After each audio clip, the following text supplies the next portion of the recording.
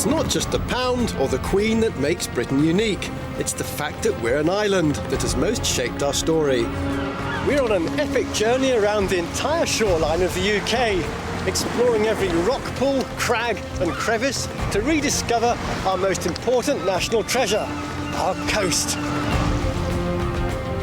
Nearly 12,000 miles in length and encompassing 6,000 individual islands, the British coastline is one of the most varied and magnificent in the world. It has nurtured our ancestors, sustained our industries, and pointed to a world beyond. Nowhere more so than in our next leg, from Liverpool to the borders of Scotland, covering some classic industrial landscapes and playgrounds, and a dangerous world of shifting sands. To make sure no stone is left unturned, I'm travelling with our usual team of experts. Zoologist Miranda Krestovnikov takes on the unseen radioactive threat beneath the waves. Anthropologist Alice Roberts uncovers 5,000-year-old footprints in the sand. Archaeologist Mark Horton unearths the very edge of the Roman Empire here at home in Britain. And I get first-hand experience of disaster at sea. 11,700 glorious miles. Welcome to the adventure that is coast.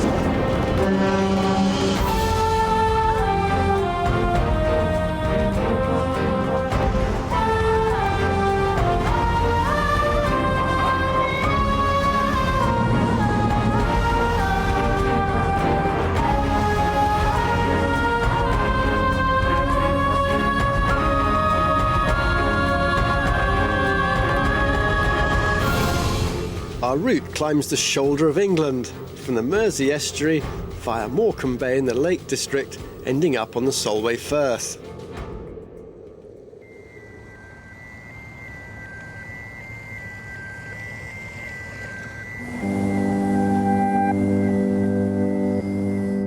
Britain may end at the coast, but it's where we connect with the rest of the world, especially its goods and its people.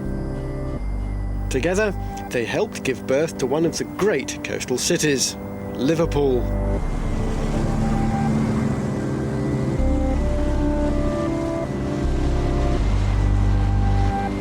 For centuries, Liverpool has been one of Britain's busiest revolving doors, ushering people out, sucking others in. For over 9 million souls between 1830 and 1930, this was their very first or very last sight of the UK.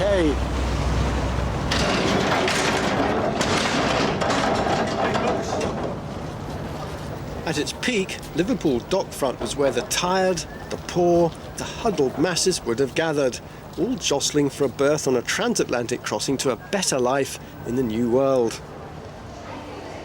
At the same time, thousands of immigrants would have poured in, some from Ireland just across the sea, others from as far away as China. And looming over them as they came into port, the Port Authority, Cunard and Liver buildings, known as the Three Graces, a site which for millions defined Britain as clearly as the Statue of Liberty. And what a sight! On top of the Liver building, Liverpool's most famous emblem, the two liver birds. A cross between an eagle and a cormorant, one looking out to sea and one guarding the city. Liverpool found such worldwide fame that there's even a copy of the Liver building in Shanghai.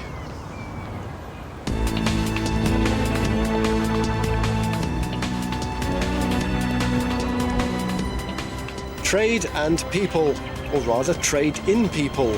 They were the commodity that helped Liverpool become one of the world's great coastal metropolises. Many of Liverpool's buildings were built with profits from the slave trade. It was slavery which began to transform this modest little fishing village into a major port. Reminders of that trade are visible in the very fabric of the city, assuming you know where to look. Eric Lynch has been opening eyes to this particular chapter in our history for over 30 years. Walking around Liverpool today, Eric, there are no signs that I can see of slave trade at all. That's because you don't use your eyes. If you look at these buildings and you see the symbols, look at the archway there, you'll find that that's a slave ship. That's how the industry starts off. Without the slave trade, these buildings wouldn't be here, and these symbols would not be here either. Once your eyes are opened, the murky iconography jumps out from all sorts of unlikely places. Faces, cotton plants, whips. In the latter part of the 18th century, 3/4 of all European slave ships left this harbour. One ship every 3 days. Overall, Liverpool traders shipped more than 1.5 million black Africans across the Atlantic to the Caribbean. Then back the ships would come, laden with sugar to sweeten British cups of tea and cotton for our thundering mills. 3,000 miles away, British exported slaves were helping drive an industrial revolution they would never get to see. What were conditions like on the slave ships? Horrendous. Horrendous. Not only do they have ankle chains, but they are stacked like sardines in what can only be explained as bunk beds without any mattresses. Imagine you are chained up down below, you need to go to the toilet. Whatever you did went through and covered the people underneath. Therefore, you could smell a slave ship long before you ever saw it. Slaves were never actually traded in Liverpool itself, but made it here as servants, shown off as trophies by their shipping baron masters. Even decades after slavery was abolished in 1807, financial institutions were still unashamed to celebrate the origins of their wealth. At the top is a grasshopper, Yep. which is the trademark of the bank. Yes. Then he comes to Neptune. Yep. Neptune has his hands on the heads of 2 African children. In the hands of the African children, they hold bags which represent the wealth of Africa: gold, diamonds, silver. If you use your eyes correctly, around their ankles and around their wrists, they wear shackles. I hadn't seen that. They look like bracelets. But they may look like bracelets, but they're chains. I don't think if I'd been running into this bank to cash a cheque, I'd have actually noticed either the carving or the meaning behind it. Do you think it's important to be educated in what this carving actually means? Definitely. I do not want this taken down. I hope that somebody has the sense that when this building is falling apart, these are taken and put in a museum. It's your history, it's my history. You can't brush it aside. We have a right to the knowledge. Today, it's not people that make up most of Liverpool's commerce, it's cargo. The revolving door has become a conveyor belt for 30 million tonnes a year.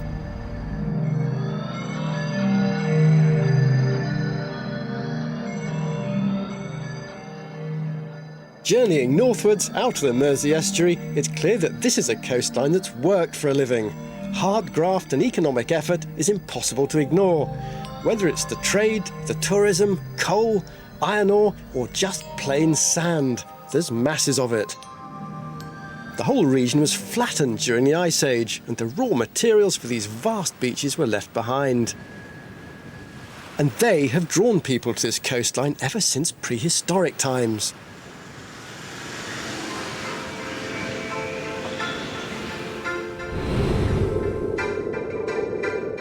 15 miles beyond Liverpool, and Alice Roberts is crossing Sefton Sands, one of the most extensive stretches of dunes in the UK.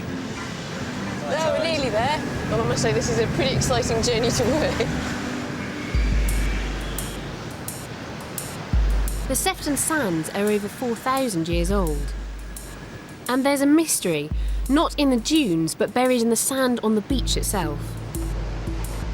Beneath the sand lie layers of clay, which bear ancient human footprints left here over 5,000 years ago. But once exposed by the tide, they last little more than a day or two before vanishing forever. So I'm meeting a whole team of specialists to work out who these people were and hopefully what they were doing. John, how far has this arm actually got to go up? To the pin. Oh, right, Just yeah, there. okay.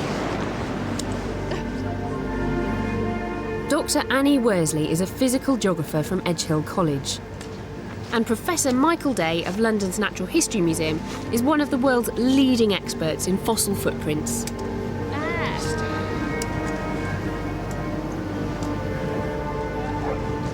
Amateur archaeologist Gordon Roberts only discovered the remarkable prints by chance 15 years ago when he was walking his dog. The tides wash away the sand, lying on layers of clay underneath, revealing footprints running in trails across the surface. There we've got a left foot, a right foot, a left foot, a right. This one looks... That looks lovely. It's less distorted, so if we sponge it out, as long as I don't destroy the pattern around it, where it's been compacted by the weight of the person. Oh, that's lovely. It looks like an adult-sized foot to me, Gordon. You can see the medial arch coming up here. Yeah, and you can feel how compacted the footprint is by the weight of the person and the fact that it's been baked in by the sun. That's really hard underneath there. Originally formed in sloppy mud, the prints were baked solid by the sun and preserved with layers of sand on top. Successive investigations have confirmed them to be at least 5,000 years old. This is somebody that's walked up the beach and you can actually see the footprints disappearing underneath here, can't you? That's right, it disappears under this top stratum. That's how we know for sure that they weren't made yesterday. That's right, that there is some antiquity. The fact that the trails continue underneath a datable layer of clay proves that the footprints were not formed yesterday. But once revealed, these 5,000-year-old prints need to be recorded before being washed away by the tides. In 15 years, Gordon has painstakingly catalogued over 273 trails before they were lost forever. One of the first to interpret this kind of ephemeral archaeology was Professor Michael Day. Oh, nice to see you again. He deciphered the earliest human footprints ever discovered in Tanzania, over 3 million years old. I want to know what these trails can actually tell us about the people that made them. Well, there's a lot more information than you might expect, because you can find out information about the individual. You can tell how tall somebody is from the length of the foot. Yeah. You can find information about what he or she was doing. Right. And you can also get information from the environment in which the prints are found. It's a rough guide, but your height is approximately 7 times the length of your foot. I make that about 260 millimetres. That's from glass 6. So it's a simple calculation to work out how tall this person That's was. about 1.7 metres, which is, I suppose, about 5'7", 5'8". Oh, that's exactly the same as me. Is it? Yeah, so this is a Mesolithic person, same height as me, walking up the beach here. That's Not fantastic. an ancestor. Maybe. What do you think the lifestyle of these people 5,000 years ago would have been? Well, I think it would have been pretty hard to start with. Remember, there was no farming. They could not produce food very easily. The reason for them being on this beach, I think, must be to do with food. Yeah. They were scavengers, hunters, getting whatever they could find. So this is the end of hunter-gathering, isn't it? It's just before farming about the beginning arrives. of farming, when food production became a big revolution, really, in the way that people lived and were able to survive. But of course, dress them up as we're dressed up now, and they'd be passed on the beach without any hesitation.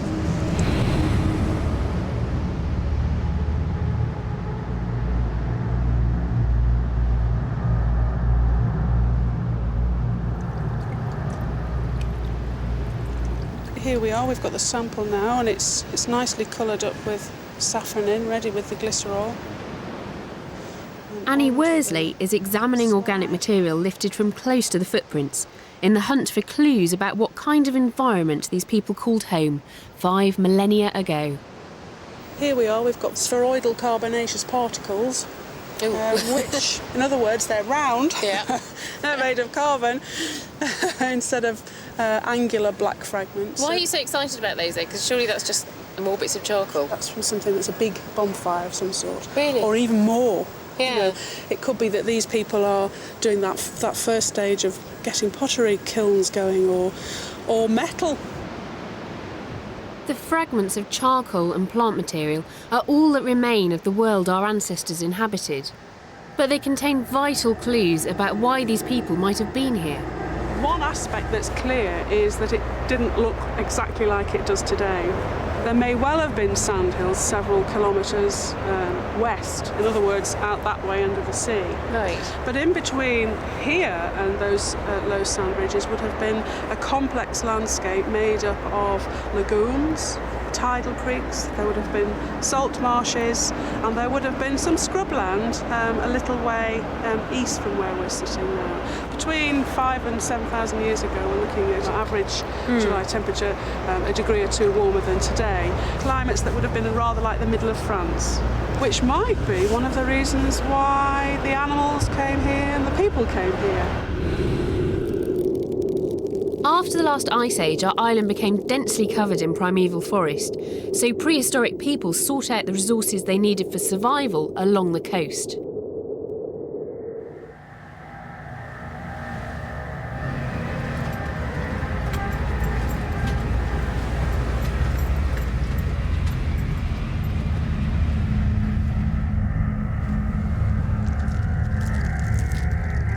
With the tide fast approaching and light fading, Gordon thinks he's found the huge set of prints belonging to an aurochs, the gigantic ancestor to the modern cow.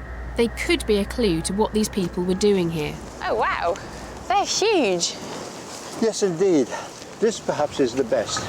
So you can definitely see sort of cloven hoof, can't you? Cloven hoof. I wouldn't like to come face to face with the thing which made these footprints. There's no way you could catch a bull aurochs because they were fast and ferocious. And of course, large, 6 foot high to the shoulder blades, 11 foot from the muzzle to the rump. Give us some idea of this. I'll tell you what, this is a modern cow's foot, and you can see the sort of cloven hoof thing going on down here, but you can actually see how much smaller. Yeah. It just gives you a good impression of how much bigger those aurochs really were. Because I mean, that's a full-grown cow. That's not a calf. That's a full-sized cow. I wouldn't have liked to have met it wandering along the beach. So following the last ice age, our coast was not at the margins of human life, it was at its centre. It was here that our ancestors were experiencing one of the greatest revolutions, away from subsistence by hunting and gathering towards farming. Deep beneath the Sefton sand, we see more than mere footprints. We get to see the marks of one of humanity's greatest leaps forward. 7 miles and 5,000 years later, and I'm approaching Southport.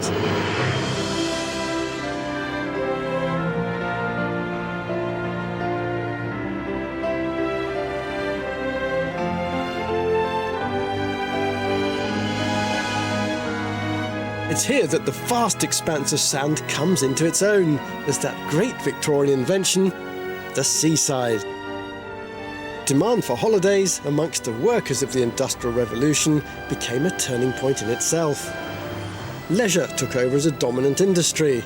Although the mills have closed down, their playgrounds live on.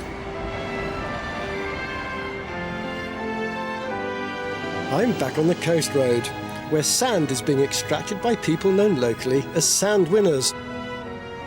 Southport sand is special. Apparently it's ideal for polishing glass, which is exported all over the world. It's so flat that already I can see Blackpool Tower, and that's more than 12 miles away. These broad beaches seem to go on forever. Miles and miles of harmless fun. And yet appearances here can be very, very deceptive.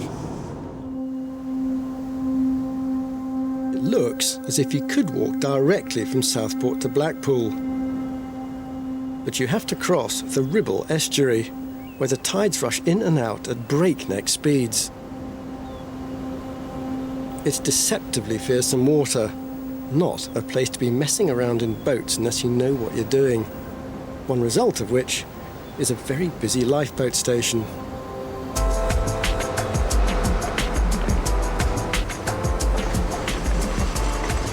These guys practice rescues every week. Just one of the 330 lifeboats around our coast, saving an average of 21 people every day. But before you can save a life, you've got to get to the water. With low tide on the Ribble, it can be over a mile away.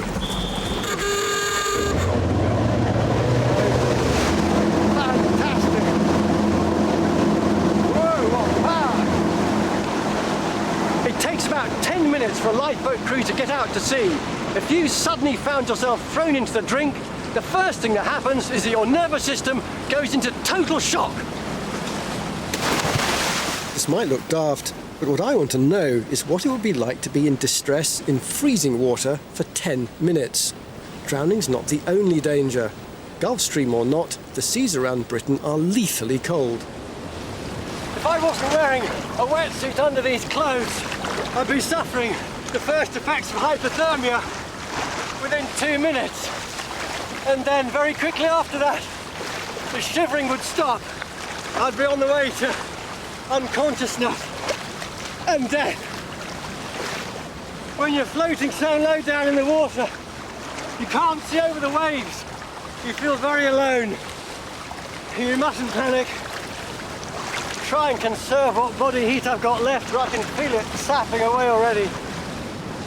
10 minutes to get a boat to the scene of a disaster may not sound long, but when salt water's shutting off your airway and you're gasping to catch your breath, it's an eternity. Okay, and again. Well done. Okay, you're okay. I'm in. Okay. At a time like this, you're really relieved to see the Royal National Lifeboat Institution. Unlike other emergency services, they're volunteers, paid for by public donations.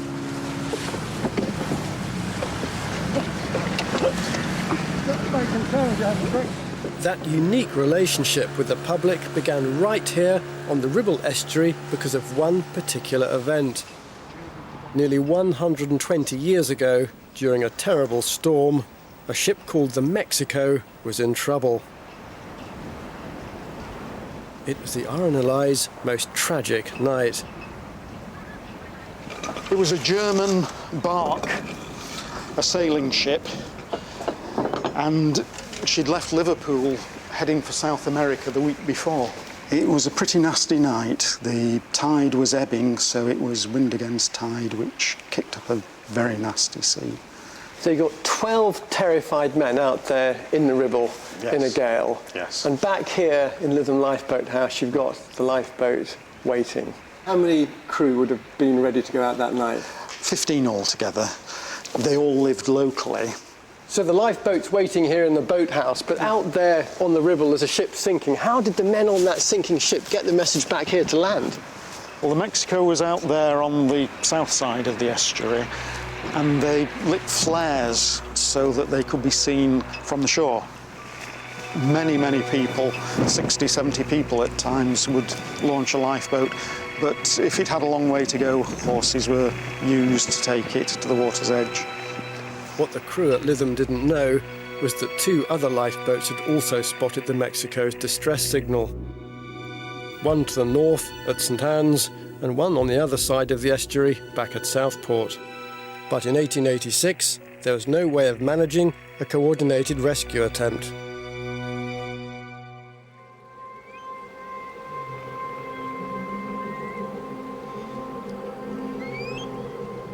The seeds of disaster had already been sown. Each lifeboat was on its own, battling a raging gale. Crews were volunteers, fishermen wearing heavy oilskins and crude cork lifebelts. I want to step into the shoes of those lifeboatmen in an identical lifeboat from the 1880s. For good measure, I'm dressed as they were on the night. On the 9th of December 1886, the Lytham boat was racing to cover the 4 miles out to the stricken Mexico. Handling a boat like this is almost a forgotten skill, but to see how fast it can go, we're timing ourselves over a mile. Even in these calm waters, it's not going to be easy.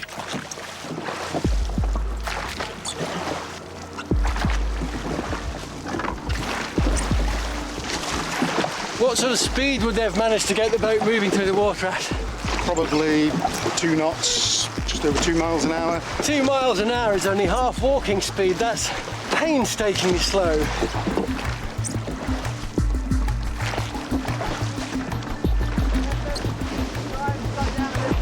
Done. 0.9 of a nautical mile. On final burst.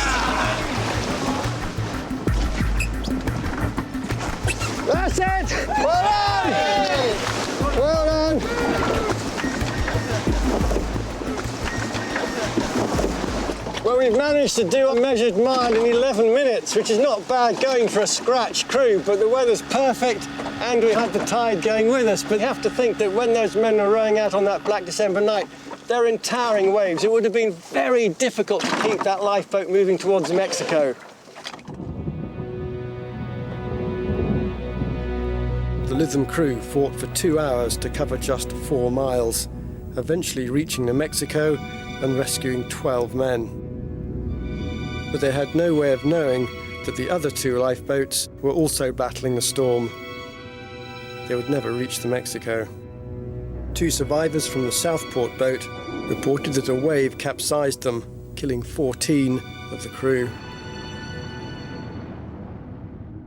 No one knows exactly what happened to the St Anne's boat, but the next afternoon, bodies of the crew were washed up on the shore. On the night of the 9th of December 1886, this coast killed 27 men, leaving 16 widows and 50 orphans. The worst single disaster in the history of the RNLI.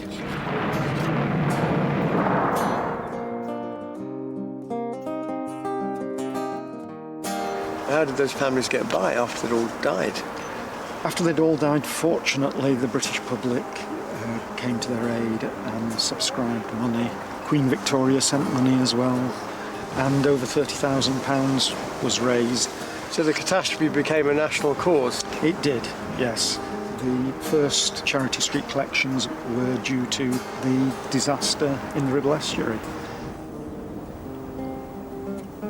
Those same charitable donations fund the Royal National Lifeboat Institution to this day. It remains one of the best supported charities in Britain, receiving over £90 million a year. We all know it's a price an island has to pay.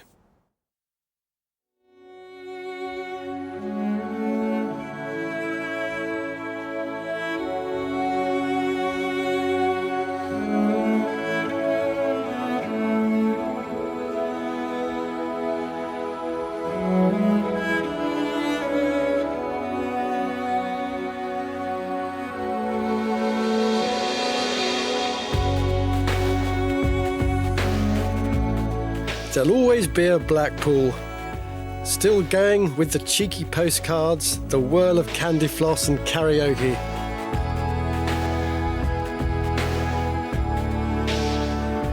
Here the treachery of the Ribble Estuary settles into the vast 5-mile swathe of sand, perfect for deck chairs, donkeys, pack-a-macks and chips.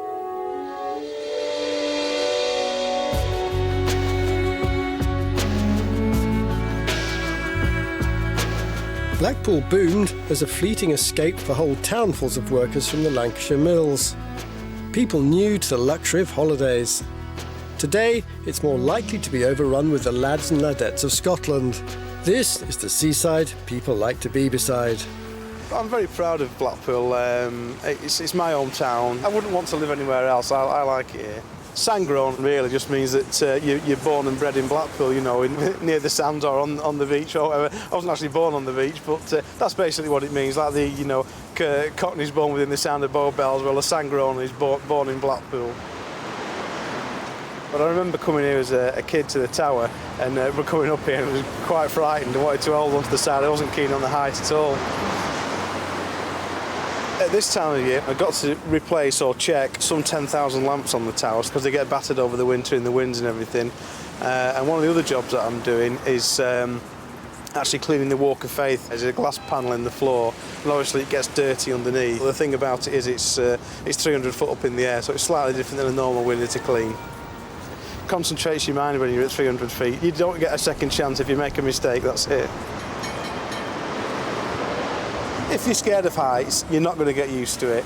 You can either do it or you can't, and if you're not happy with it, then there's no point trying. Coming up to Easter, when everything's getting kicking in and people are starting to come back to the town, there are noisy areas and, you know, places where crowds are a problem, but it's my town, I'm not going anywhere. It's a great place.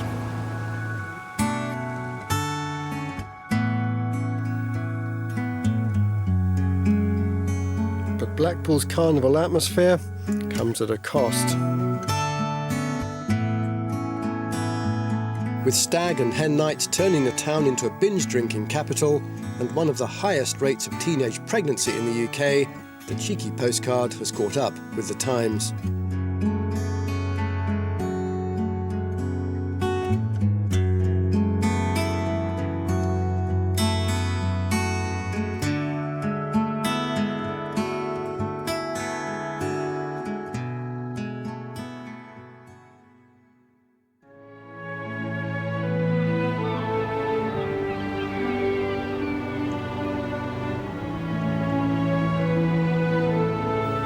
Almost halfway through this leg of our journey, the Blackpool Strip gives way to the magnificent Morecambe Bay.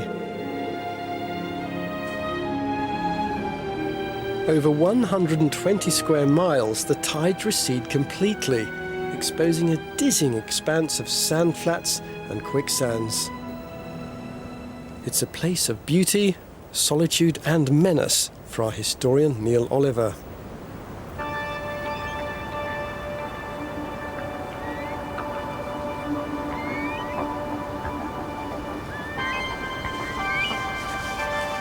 There's a long history of people who have perished on the sands of Morecambe Bay. Most recently, it was a band of Chinese cockle pickers who were drowned when they were cut off by the incoming tide. Over the centuries, hundreds have died in the bay, but that hasn't stopped locals and visitors alike wanting to venture out onto the sands. You have to have respect for an area like this. It changes. Every morning you get up and look out the window. And I study the bay. I mean, I study the tides. I like to look out there. I wouldn't really want to be anywhere else. I just think it's a wonderful place. Cedric Robinson knows the perils of the quicksands like no one else. He spent the last 42 years guiding walkers safely across the bay. This is one of the strangest landscapes I've ever been in, I think. It is a wonderful environment, Morecambe Bay. And I believe it is the largest idle estuary in Britain. And I mean, it is a dangerous place, but not if you're out there with someone who knows what they're doing. You would better put a marker in here, I think. Okay. Just work it down into the sand. Cedric still uses the traditional laurel branches to mark a safe route. His knowledge comes with years of experience. What are you looking for as you're putting these in? Well, with being on the sands all my life, I can read these sands like you would open up a newspaper in the morning and read the newspaper. And it's only with following the sands and studying them, which I do. I mean, now I live right on the edge, and I can get up and have my breakfast in the morning. I can look right across the bay. If there's a combination of high tides, heavy rainfall and strong winds, then it is a totally different environment to what we've come across today. And distance is so deceptive, you know, when you're out here. So deceptive. A few years ago, there was 4 lads came near to Morecambe. It was a summer's evening, and they decided to go for a stroll. 2 of them were a bit more of a venturesome, took the shoes and socks off and went out into the bay within 10 minutes of leaving. The pals who were drowned. The distances are so great and the sands so flat, it's hard to believe how fast the tide can come in and how deep the waters can suddenly become. And that's the mistake it's just too easy to make. The infamous Morecambe quicksand forms in large dips, known locally as Melgraves, along the river channels after high tides. The sand becomes supersaturated with trapped water until it can no longer support the weight of a person. Within a few strides of our safe route, the firm sand suddenly gives way. Now the stick's going any farther there, look you. That's better. Oh, look at that, it's going any deeper, better still. Oh dear. Fantastic, look how it's moving. Look here. You feel as if it's just a skin of sand over the water. Look at that stick going in now. Yeah. Hey, oh, this is good, eh? I'm not pleased about how much you're enjoying this, Cedric. Looky there. Now then, let's have a look at Neil. Where's he going? A little bit to go yet, Neil. I like being in this much danger. This is good. Oh, wow. That's amazing. Look at it. Yeah. It's like breaking the skin on a rice pudding or something. It is, yeah. Go on. Cedric's expertise is no mere hobby. So treacherous are these sands that a special appointment was made, Queen's Guide to the Sands. How did the post of official guide on the sands come about? Well, there were so many people lost their lives. This was in the middle 1500s, 1530s I think it was. There was a petition got up and presented to the king, and from that time on they were royalty appointed. Cedric is now the 25th in the long line of guides appointed ever since. What happens when you retire? That'll be the saddest day of my life, won't it, when I retire? I just enjoy what I do. But someday someone has to follow in the footsteps of the Sands guide. There's hundreds following my footsteps every weekend. I just think it's a wonderful place. I have such a love of the bay, but respect as well.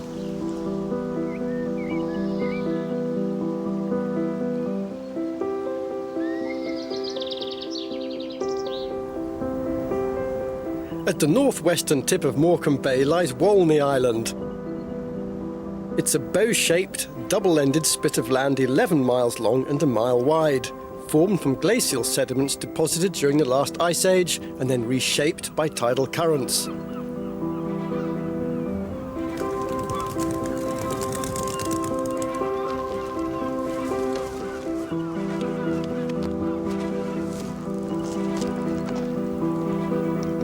Peel Castle is a backdrop for one of the southernmost nesting sites for eider ducks, whose feathers have filled pillows the world over.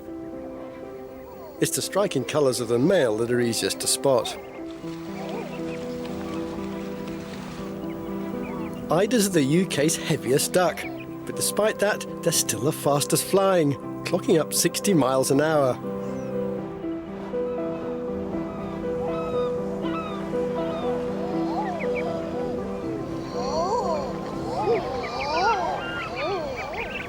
The female summer plumage provides good camouflage, and she lines her nest with down plucked from her own breast. This eider down provides 5-star insulation, but it would take about 80 nests to make a single duvet. After seemingly endless miles of flat Lancashire sands, you suddenly, and rather surprisingly, arrive in the Lake District and the romantic splendour of Wordsworth country. In radiant progress toward the deep, where mightiest rivers into powerless sleep sink and forget their nature, now expands majestic Duddon over smooth flat sands, gliding in silence with unfettered sweep. Wherever you get mountains meeting the sea, you get this flirtation between the wide open ocean and the intensely tangled peaks and valleys. It's absolutely intoxicating. Wordsworth wrote 34 sonnets trying to express what he felt about this place. He must have been really in love with it.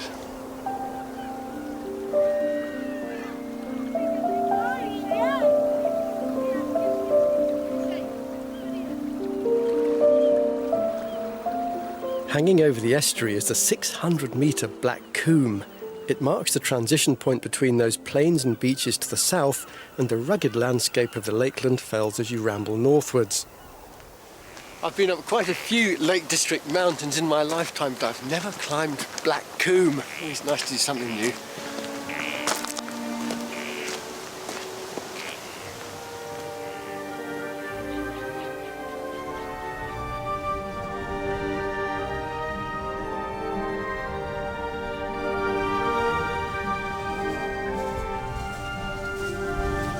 I'm starting to see why Wordsworth loved to climb this mountain.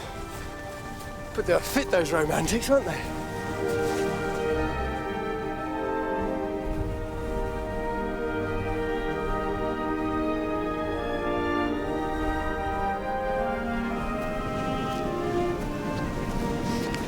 The top! The Lake District is not famous for its coastal scenery, but this is magnificent. Black Combe juts like a great big buttress into the sea. There's the long finger of the Duddon estuary, and behind it the shining gulf of Morecambe Bay. I can see miles up the coast where we're going next. One thing Wordsworth came here for was solitude. For similar reasons, it was chosen as a location for the Sellafield nuclear plant, built here as far from urban development as possible and close to the sea.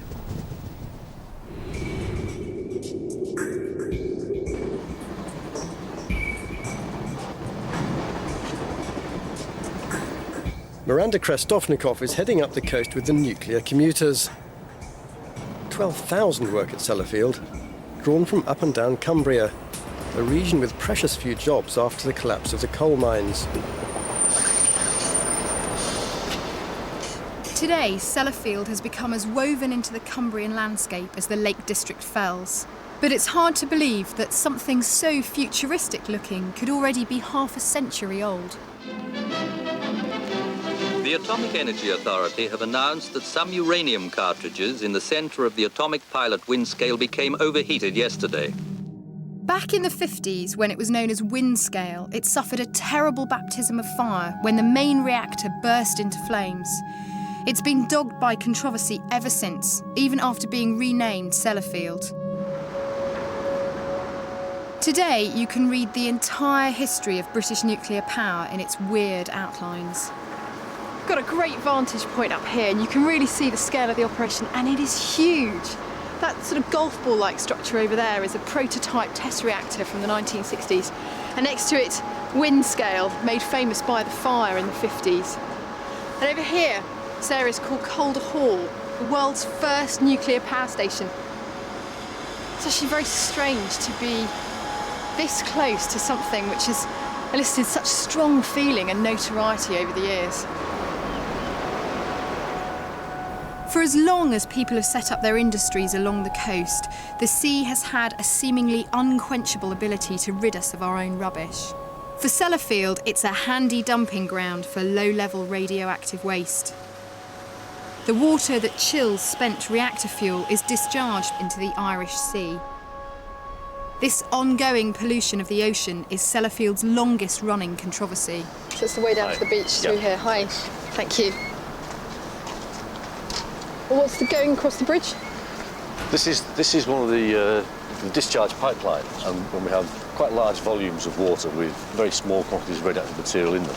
And this is part of the pipeline that takes that water to sea, so it comes from the site along the pipeline over the railway line and over the river, and then it's buried as it goes across the shore, and then along the seabed for about 2 kilometres before it discharges out into the ocean. These pipelines make Sellafield a very unpopular neighbour. Its waste has washed up in Ireland and as far away as Norway. They've both found particles of technetium-99, a radioactive isotope that could only have come from Sellafield. In the 1970s, the discharge reached its peak. Radioactivity was hundreds of times greater than today. International pressure, regulation and direct action by Greenpeace eventually brought change. 2 old pipes are now being decommissioned, but waste is still being pumped offshore. Why does this radioactive waste need to be discharged into the sea? Is there no other way of getting rid of it? Any chemical process inevitably results in a degree of discharge from it. We take a solid spent fuel assembly, and part of the process is to dissolve that in nitric acid. And it really becomes impractical to treat that to a state where you can actually contain that small amount of radioactivity. And in this case, the best practical environmental option is to discharge to sea, under tight controls, of course. And this area of beach, I mean, is this public access, this beach? Yes, all this is an open beach. Once the pipe's removed, then this will be returned to normal access for people to walk along. It's fully authorised, it meets all national, international requirements. It's a legal, authorised, normal pipeline that doesn't present a hazard to people or the environment. As long as it remains legal to dump radioactive waste on the coast, it has to be constantly monitored because of the risk of entering the human food chain. Chris Goff is part of the process of policing Sellafield. Winkles, one of the main food sources in this area. They're also quite good at accumulating radioactivity because of the way they feed. They just crawl over the environment. They'll actually settle on the seaweed itself and nibble at that. We need to get 1.5 kilograms of flesh to allow the analysts to get sufficient material. Spot checks with a Geiger counter give an immediate indication of the radiation levels. That's the number of nuclear disintegrations within a 5-minute period, 300 seconds. Now that reading it's giving now, is that a fairly low rate? Yes, it's effectively sort of background level you get in most places. What were those readings like 20 years ago, 10 years ago? Typically, certain places you'd get something like 3,000 counts in that 300 seconds. Right. Whereas now, at the same location, you're getting about 800, 800. Right, so significantly lower Yeah. now. There's no doubt that the pollution levels have been reduced. Even so, the Irish government are still fighting for a complete end to radioactive discharges and for the closure of Sellafield altogether. Sellafield is a real reminder of our stewardship of the sea, or lack of it. I mean, it may seem like a really handy dustbin, but dumping stuff out of there, out of sight, isn't out of mind, especially when our nearest neighbours are only 30 odd miles away.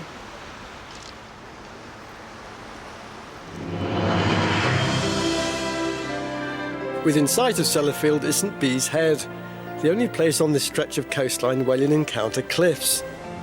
The high iron content of the rock stains them a dramatic rusty red. Buried beneath them are enormous coal seams running deep under the sea floor. This coast has long been supplying the country with its energy. Neil Oliver is in one of the communities forged from decades of back-breaking labour. Few worked harder than the women coal workers of Whitehaven.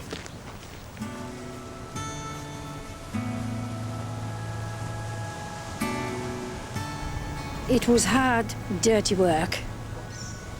If I was young enough and there were screens here, I would go back tomorrow and go through it all again because I was happy. Although traditionally associated with men, it was often women who formed the backbone of coal mining towns. Isabella and Hannah were screen lasses who worked sorting coal by hand. The coal would come up the pit and we would knock the slate off, which was it was always on the side of the coal, or in the coal. And It was to separate it, you know, from the brass and the coal. And you'd have to break it up, and it would go onto the floor to where there was a chute. Sometimes it took 3 lasses. They get up on them tables, at the stop tables, for 3 lasses to lift that lump of coal and put it on the ground, and then it'd get down and it'd chop it all up and shovel it away. You had to learn to lip read, you know, and you could have a conversation when you were working. What did you wear over your face to keep the dust away? Nothing. Went in your eyes, your mouth, your nose. You could chew it. For centuries, both women and children toiled alongside men in the pits until the Mines and Collieries Act of 1842 prevented them from working underground. But that didn't stop collieries employing them at the pit head. In them days, it was women's work on screens, not men. I mean, a lot of them wouldn't even say they booked on screens. They're frightened. Because they didn't want people to know. Them, you know. Look down on them. You were classed as rough. Don't go with her, she's a screen lass. Yeah. You know. It was just named Screen Lassie's got. But the job provided a princely sum of £7 a week. It was good money in them days. I mean, you went to service, you were only getting 10 shilling. If you went to work in a shop, you were only getting 7 and 6. Yeah. Right. So you went on screens for the money. No. I tell you, I had one blouse, and I used to buy a penny dye every week. The dye had a different colour, so that people could get a different blouse on. There were hard times, but there were happy times. You could Some walk say roads. bad old days, but no, They they wouldn't. weren't. I would go back tomorrow, lad. It was that good. Another oasis of heavy industry on the edge of the fells is Workington. It made its name from iron and steel. The transport available on the coast and a wealth of raw materials meant boom time in the Industrial Revolution.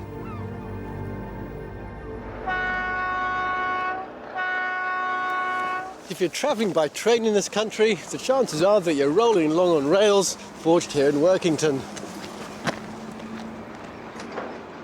Since production started nearly 130 years ago, the town has been the main supplier for the British Railways.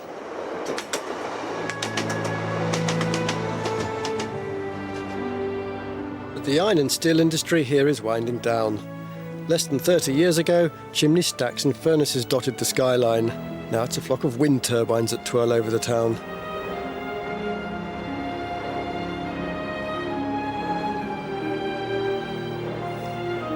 The access to the oceans that primed industry drew all kinds of settlement here, even the Roman Empire.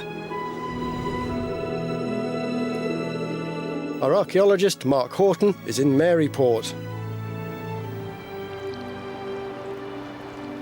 Maryport's now a rather quaint fishing village, but once it was the outpost of a mighty empire. And the evidence is up there on the hill. These massive rectangular grass banks cover the foundation of a spectacular Roman fort dominating the strategic high ground at Maryport. These are the ramparts that obviously the front gate in front of us. We're walking up a road towards the main front gate. So why is a fort here, specifically at Maryport? Because they communicated by sea. And here on the Solway, if you go further up the Solway from Maryport, the navigation starts to get really difficult. The sandbanks out in the Firth actually shift about. 2,000 years ago, it was not only the hazardous coastal waters that limited the advance of the Roman Empire.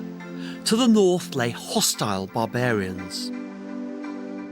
Built around 122 AD, the earthworks reveal a typical Roman ground plan. A rectangle with gates on each side, a headquarters in the centre, and barrack blocks for each century of 80 men. Geophysical surveys have revealed the detail of a vicus, the settlement of houses, workshops and granaries that would have kept the fort fed, clothed and watered for the 300 years of its occupation. So what does the vicus tell us about where the Romans got their supplies? Well, right through the middle of the vicus from the fort, there's a really substantial road. It goes straight through the fort, but then it kinks as it goes out of the vicus. So they're going straight on up the coast. It goes down to where we think there may have been a port. The Romans would have supplied their fort from the sea to get enough food and equipment for up to 1,000 soldiers. The fort became part of one of the most ambitious defensive frontiers of the ancient world. One link in a chain of fortifications that stretch around 25 miles along the shore, all the way up to the Solway Firth, where they finally connect with Hadrian's Wall. North of Maryport, the next link in the chain is at Swarthy Hill. So Tony, why did the Romans want to fortify this frontier? Well, it's all part of the definition of the Roman Empire, the drawing of frontiers, and of course Hadrian's Wall is part of that whole policy, and the Cumbrian coast here is the extension southwards round the coast opposite Scotland of that frontier. So why doesn't the Romans just conquer Scotland? Well, of course they did try in the AD80s, but they had troops had to be withdrawn for wars on the Danube, and they found they'd overstretched themselves.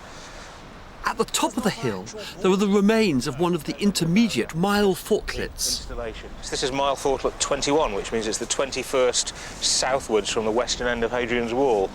It's a small garrison, 8 to 12 men in a single barrack block, basically. I mean, how did it actually work? I mean, there's Maryport on the hill over there. That's right. How did the frontier work between the two? It's an alternation. You get a mile fortlet every mile, as the name suggests, and then between it, a pair of turrets. So, mile fortlet, 2 watchtowers, and then a mile fortlet on the other side. And then that went all the way up the coast as far as Bowness? To Bowness, to the western end of Hadrian's Wall. Yep, that's right. We know these outposts were built at the same time as Hadrian's Wall because of the pottery discovered at the mile fortlet. So these are all mid-2nd century AD? Yeah, absolutely. Spots on. Oh, this must be a bit of amphory. Yeah, the big jar, it's the rim of one of these big globular jars used for, I don't know, olive oil, fish sauce, things like that, and this is South Spanish. So, I mean, this package is really interesting. I mean, even in an obscure little fortlet like this, we've got stuff from southern England, from southern Gaul, France, Spain. and from Spain. Absolutely. It actually shows the huge supply requirements of the Roman army. Yeah, and much of it, of course, supplied by sea. These mile fortlets pepper the coastline all the way to Bowness on Solway, where they meet Hadrian's Wall. Parallel tree lines mark the wall's foundations. It's still possible to trace its path to the shore. That field boundary there is all that's left of the imperial frontier. But its final form, this with a stone wall 15 foot high with a 5 foot parapet, sitting on a 6 foot high sea bank, effectively. And you know, this last mile of Hadrian's Wall is the only place where it's right bang on the high water mark on the coast. So the good storm, the waves will be lapping up the side of the, yeah, it's of a the great wall. image, isn't it? Some point near here, the wall hit the sea, and that's the end, full stop. So X marks the spot? Yeah. The linear barrier stops here at the lowest fording point of the Solway, and from here on it's the Solway coast system running around that headland and so down to Maryport. It's at this point that the chain of defence finally links up. Mile fortlets to the south, Hadrian's Wall to the east. But the coastal defence was only short-lived. Well, the Solway frontier was only in use for that 20 or so years during the Hadrianic period. They basically neutralised any threat that came from that side, and they didn't need it anymore. Looking out over the Solway to the mountains, you realise just how forlorn it must have been for the Roman soldiers posted here miles away from home. For us, it's the northwest corner of England. But for the Romans, it was not only the edge of the empire, but the very limits of civilization itself. As I tread the last mile of my journey onto the sandflats of the Solway Firth and look across, as the Romans did, to the mountains of Scotland, I can't help feeling an immense reverence for this coast and the resources it's provided. I have a renewed respect for the men and women forced to adapt with the ebb and flow of opportunity. From man's inhumanity to man, to the ultimate endurance and sacrifice.